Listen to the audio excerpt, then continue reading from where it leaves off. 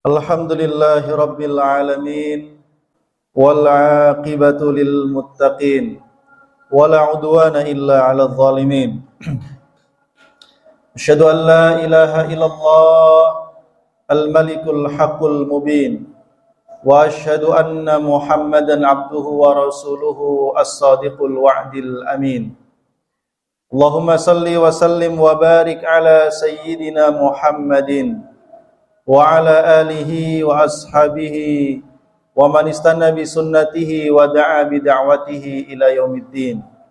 Amma ba'du fa ya ibadallah usikum wa nafsi bi taqwallah faqad fazal muttaqun. Wa laqad qala ta'ala a'udzu billahi minasy syaithanir rajim. Bismillahirrahmanirrahim. Ya ayyuhalladzina amanu taqullaha wa qulu qawlan sadida yuslih lakum a'malakum wa yaghfir lakum dhunubakum wa man yuti'illaha wa rasulahu faqad faza fawzan 'azima. Shadaqallahul 'azim. Ma'asyiral muslimin, jamaah salat Jumat yang dimuliakan oleh Allah Subhanahu wa taala. Marilah dalam kesempatan ibadah salat Jumat yang singkat ini kita sama-sama meningkatkan keimanan dan ketakwaan kita kepada Allah Subhanahu wa taala. Sebagai bentuk rasa syukur kita kepadanya atas semua limpahan nikmat dan karunia yang telah diberikan kepada kita. Yang seandainya kita mencoba untuk menghitung semua nikmat dan karunia itu, niscaya kita tidak akan pernah sanggup untuk menghitungnya. Karena itu cara syukur yang terbaik adalah dengan memanfaatkan seluruh kenikmatan yang Allah berikan kepada kita untuk benar-benar mewujudkan penghambaan diri secara totalitas kepada Allah Subhanahu wa taala. Di antaranya adalah dengan meninggalkan sejenak urusan duniawi kita. Kita datang ke masjid memenuhi seruan panggilan dari Allah Subhanahu wa taala untuk melaksanakan ibadah pada hari Jumat. Ma'asyiral muslimin jamaah rahimakumullah.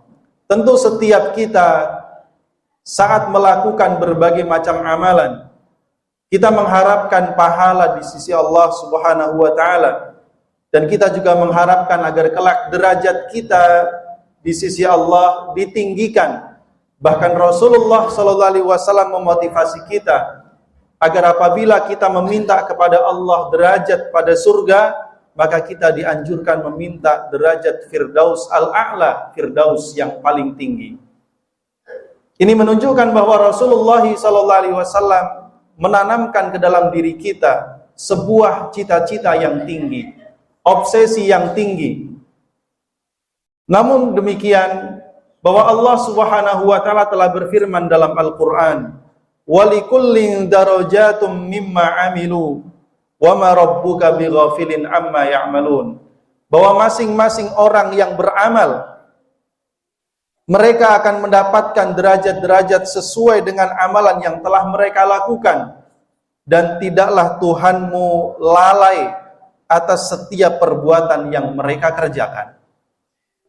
Ibnu Katsir rahimahullah ta'ala dalam tafsirnya mengatakan bahwa setiap orang yang beramal, baik dalam melakukan ketaatan ataupun kemaksiatan, mereka dibagi dalam beberapa derajat dan beberapa tingkatan sesuai dengan amalannya, yang kelak Allah pasti akan membalas setiap amal tersebut.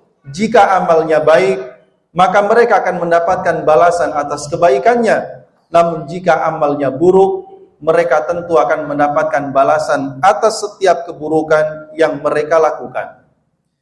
Lebih lanjut, Sayyid Tantawi dalam tafsirnya Al-Wasit, beliau mengatakan bahwa derajat-derajat manusia disesuaikan dengan tingkatan amalnya, baik itu amal yang baik maupun amal yang buruk, karena balasan yang akan mereka dapatkan disesuaikan dengan kualitas amal yang mereka lakukan.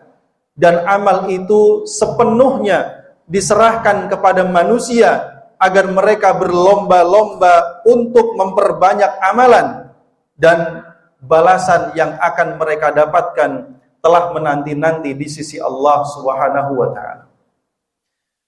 Karenanya jamaah rahimakumullah, jika kita telah memahami bahwa derajat kita kelak di sisi Allah di antaranya adalah ditentukan dengan kadar kualitas dan kuantitas amal kita di dunia ini, maka tentunya sebagai orang-orang yang beriman kita perlu untuk berlomba-lomba memperbanyak amal kebaikan sekaligus juga memperindah kualitas amalan kita. Karena itu ada dua hal paling tidak yang harus kita perhatikan. Yang pertama adalah komitmen kita terhadap perintah Allah Subhanahu wa taala. Komitmen untuk mentaati Allah Subhanahu wa taala. Yang itu tercermin dalam komitmen kita untuk menjalankan semua yang diwajibkan oleh Allah. Dan siapapun yang komitmen menjalankan ibadah-ibadah yang wajib, maka itu telah menjadi tiket yang cukup baginya untuk mendapatkan surga Allah Subhanahu wa taala, manakala ia telah menjalankannya dengan sebaik-baiknya. Namun apabila dia menginginkan derajat yang jauh lebih tinggi di sisi Allah, maka ia tidak cukup hanya mengandalkan amalan yang wajib saja. Ia perlu menambah dengan amalan yang sunnah. Dalam sebuah hadis yang diriwayatkan oleh sahabat Talha bin Ubaidillah, ia menceritakan, suatu hari datang seseorang dari perkampungan Najd dalam kondisi kepala yang berantakan. Perkataannya tidak bisa dipahami, sehingga ketika ia mendekat kepada Rasulullah sallallahu alaihi wasallam, rupanya dia bertanya tentang makna al-Islam. Maka Rasul pun menjawab bahwa setelah engkau mengucapkan 2 kalimat syahadat, wajib atasmu mengerjakan sholat 5 waktu. Lalu dia bertanya, adakah kewajiban sholat lain bagiku kecuali dari sholat 5 waktu? Rasul mengatakan tidak ada, kecuali jika engkau mau menambah dengan sholat sunnah. Lalu apalagi? Rasul pun mengatakan wajib atasmu mengerjakan puasa di bulan Ramadan.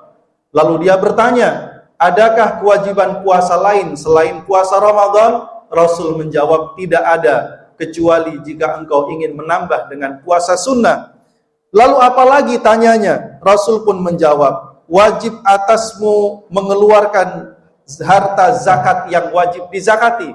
Lalu dia bertanya, adakah kewajiban zakat lain selain itu? Rasul mengatakan, tidak ada, kecuali jika engkau mau mengeluarkan zakat yang sunnah. Lalu kemudian Rasul mengatakan, dan wajib atasmu mengerjakan haji manakala engkau mampu. Maka orang itu pun mengatakan, demi Allah, aku tidak akan menambah dan aku tidak akan mengurangi atas apa yang telah engkau sampaikan. Maka Rasul pun mengatakan, aflaha in sadaqa. Orang itu pasti beruntung dengan masuk surga apabila ia menepati kata-katanya. Dari hadis ini kita mengambil kesimpulan, dan para ulama juga mengambil kesimpulan, bahwa hanya dengan mengerjakan yang wajib saja, seseorang insya Allah ia akan mendapatkan derajat berupa surga di sisi Allah Subhanahu wa taala. Namun apabila dia menginginkan derajat yang jauh lebih tinggi di sisi Allah, apalagi untuk mendapatkan al-firdaus al-a'la, firdaus yang paling tinggi, apalagi untuk berkumpul dengan Rasulullah sallallahu alaihi wasallam, maka ia perlu menambah dengan amalan-amalan sunnah. Karena itulah Rasulullah sallallahu alaihi wasallam senantiasa memberikan motivasi kepada kita dengan fadilah-fadilah amal agar kita berlomba-lomba dalam kebaikan dan ketaatan, memperhatikan waktu-waktu dan tempat-tempat yang istimewa, karena di situ kita akan mendapatkan pahala yang berlipat ganda, sekaligus agar kita senantiasa memberikan perhatian untuk menghidupkan sunnah-sunnahnya. Ma'asyiral muslimin jamaah rahimakumullah. Kemudian poin kedua yang perlu kita perhatikan untuk mendapatkan derajat yang tinggi di sisi Allah Subhanahu wa taala adalah agar kita tidak berhenti hanya dengan memperhatikan sesuatu yang zahir, agar kita tidak hanya berhenti untuk memperbaiki ibadah kita dan amal kita secara zahir, namun setelah kita memperbaiki seluruh bagian zahir dalam ibadah dan amal kita, hendaknya kita senantiasa memperhatikan adab batinnya, yaitu keikhlasan dalam beramal. Karena disinilah titik poin perhatian dan penilaian Allah Subhanahu wa Ta'ala. Tidak ada yang mengetahui kadar keikhlasan seorang hamba dalam beramal kecuali hanya Allah Subhanahu wa Ta'ala. Adapun para malaikat, mereka hanya ditugaskan untuk menulis setiap amal perbuatan yang dikerjakan oleh manusia. Adapun tentang kadar keikhlasannya, hanya Allah yang Maha mengetahui. Karenanya tidak heran kalau Rasulullah SAW mengingatkan kepada kita, ada 3 orang dengan amalan yang paling hebat, namun mereka semua masuk ke dalam neraka. Mereka adalah orang yang mengaku berjihad fisabilillah. Mereka orang yang mengaku telah membaca Al-Quran. Mereka mengaku orang yang senantiasa berinfak dan sedekah. Mereka semua mengaku ikhlas karena Allah, namun Allah Maha mengetahui isi hati mereka. Allah bersaksi bahwa mereka berdusta atas keikhlasannya, maka mereka pun dilemparkan ke dalam api neraka. Keikhlasan kita ada di dalam hati, ketulusan yang menggerakkan seluruh anggota tubuh kita, agar hendaknya yang menjadikan kita bergerak dan beramal, atau diam meninggalkan larangan, semata-mata adalah karena Allah Subhanahu wa Ta'ala. Maka dengan demikian, kita telah melakukan amal yang berupa ikhlas karena Allah Subhanahu wa Ta'ala. Karena Allah berfirman dalam Al-Quran, "Faman kana yarju liqa'a rabbih falyamal amalan shaliha fala yusyrik bi'ibadati rabbih ahada."